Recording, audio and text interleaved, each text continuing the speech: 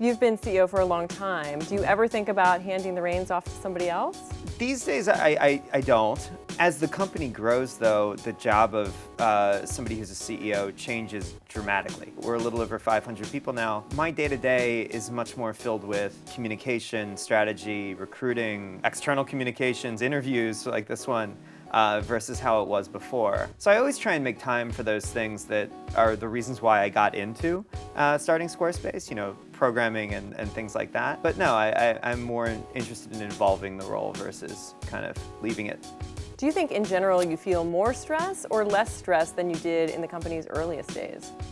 I think the stress is different. There's a fantastic team at Squarespace right now, so I feel much more support. And we're able to accomplish things now that I couldn't have dreamed of 6 or 7 years ago. So I don't feel the same level of absolute acute stress. With where we are right now, to continue to make an impact, it becomes much, much harder to take those big leaps. So when we're talking about something like a Super Bowl campaign, when we were smaller, I was maybe worried about a server crashing and what I would have to do to fix that. Now, does this message resonate with people? Is it going to be impactful?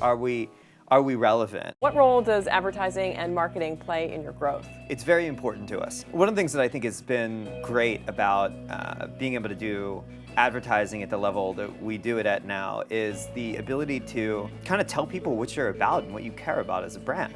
Right? I mean, it's not just about just pure awareness. It's about talking about our values and showing people, what we're about. Last year you made a splash with that Jeff Bridges ad. Mm-hmm. Was that a financial win for you? Yeah, so I mean, we're coming back to the Super Bowl this year for the third time. The Jeff Bridges ad was the second time. And given what we see the effect of the ad is in a macro sense, you've got traffic to your site, you've got people learning about the brand for the first time, you've got an improved image for your customers who see the company as more stable, improved image from a recruiting standpoint. It touches a lot. So you have 500 employees, you're advertising at these huge events. Mm-hmm. Do you ever feel like you don't get the recognition within the tech community for being as big as you are? Our primary concern is serving our customers and making a really substantial company. And so, I think if we do that, recognition will follow in time. What worries you the most?